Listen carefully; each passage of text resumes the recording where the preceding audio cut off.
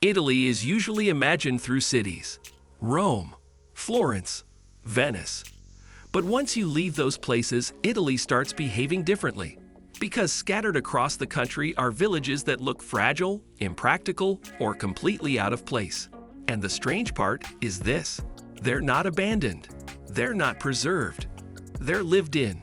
A village that feels temporary. The road narrows, then suddenly ends. Ahead, a village sits on top of eroding rock, connected by a single walkway. This is Civita di Bagnoregio. Here's what makes it unsettling.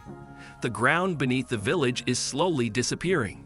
Wind and rain wear it down every year. The population shrinks. Access becomes harder.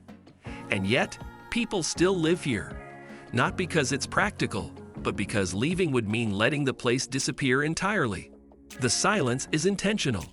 There are no power lines, no cars. The only permanent sound is the wind. Doors are left unlocked, not out of carelessness, but because the handful of residents know the name of every person who crosses the footbridge. The architecture here isn't just old. It feels borrowed from time, standing on a pedestal of clay that will, inevitably, return to the valley below. Living here is a quiet act of rebellion against geology itself, where homes are part of the ground. Travel south, and the landscape opens into stone. Buildings don't rise. They emerge. This is Matera. Here's the strange part. Many homes here are carved directly into rock. From the outside, they look ancient. From the inside, they're cool, quiet, and functional. This wasn't poverty architecture. It was climate control. People didn't build against the land. They built into it. The stone isn't a foundation. It's the walls, the ceiling, the furniture. The temperature is a constant 15 degrees Celsius, a natural refuge from the scorching southern sun. The streets above are actually rooftops. For centuries, families and livestock lived together in these single-room caverns, a life so harsh it was called the shame of Italy. Now those same caves house boutique hotels and restaurants. The original brutal practicality transformed into austere luxury. The city wasn't renovated. It was respectfully awakened, where beauty feels too exposed. On the coast, villages cling to cliffs. Buildings stack vertically. Paths replace roads. The sea is always below you. In places like Manarola, space doesn't exist. Here's what surprises visitors. Nothing was designed for comfort. Everything was designed to fit. Cars don't belong here. Speed doesn't belong here. Movement slows, because it has to. Life is measured in steps and steep staircases. Groceries are carried by hand. Laundry is hung from windows that open directly onto the sheer drop. And the primary sound is the crash of waves against the rocks hundreds of feet below. The famous, brightly painted houses are not an aesthetic choice, but a practical one, so fishermen could identify their homes from the tumultuous sea. The village is a monument to vertical living, where every inch of flat land is a precious garden of lemon trees and vineyards wrested from the cliff face.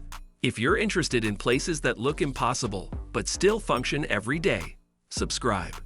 This channel focuses on travel that goes beyond postcard versions of places. A village built from a single idea. Further inland, houses suddenly change shape. Round walls, pointed roofs, no straight lines. This is Alberobello. Here's what makes it strange. These homes were built without mortar. They could be dismantled quickly to avoid taxes, then rebuilt just as fast. What started as a workaround became an entire village style.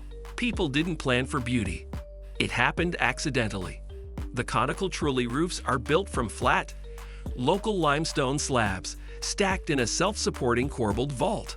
A keystone at the peak is the only thing holding the entire structure together. Remove it, and the house collapses into a pile of stones. A feature, not a flaw. The whitewashed walls and mysterious symbols painted on the roofs feel ancient, but they are the direct result of a feud between a 15th century count and the king. The architecture is born of clever defiance, a temporary solution that became permanent through sheer stubbornness. A place that should have been abandoned. Near Rome, a village rises out of a cliff. The streets are narrow. The buildings feel compressed. The edge is always close. This is Calcutta. Here's the shock. The village was once declared uninhabitable. People were told to leave. Many refused. Today, Calcutta exists because residents chose risk over relocation, and that decision shaped everything you see. In the 1930s, engineers deemed the volcanic tufa cliff unstable and ordered a full evacuation. For decades, it was a ghost town. Then in the 1960s, artists and bohemians, drawn by the eerie silence and cheap rents, began to squat in the empty houses. They secretly restored them. When the government finally returned, they found not a ruin, but a revived community. The uninhabitable village now thrives with artisan workshops and cafes perched over a deep green ravine. Its survival is a triumph of unofficial, passionate occupation, where seasons take over completely. In central Italy, the land flattens, then suddenly explodes with color. For a few weeks each year, fields bloom intensely. This happens near Castelluccio di Norcia. Here's what makes it strange. The village is isolated most of the year. Winter closes roads.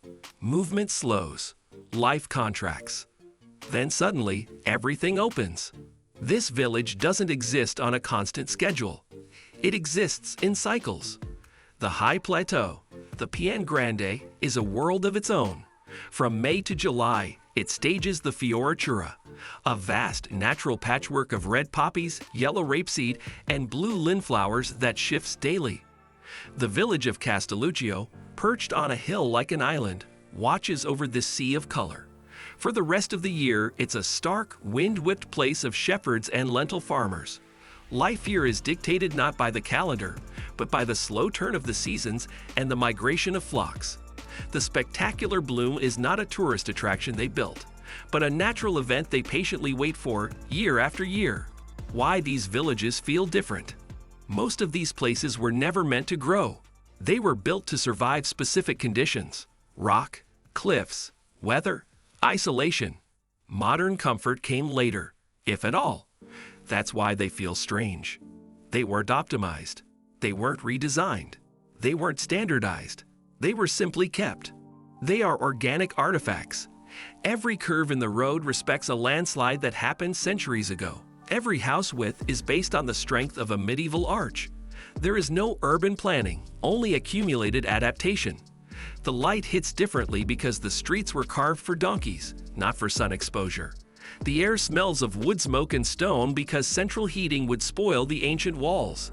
They feel unreal because they operate on a different logic, one of necessity, resilience, and a deep, unbreakable bond between the inhabitants and the utterly specific piece of earth they call home. Italy isn't just famous cities and landmarks.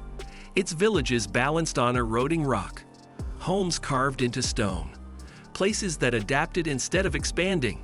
They don't explain themselves. They don't make sense at first glance, but they work. If this video changed how you think about Italy, subscribe, because some of the most beautiful places in the world exist only because people refuse to make them easier.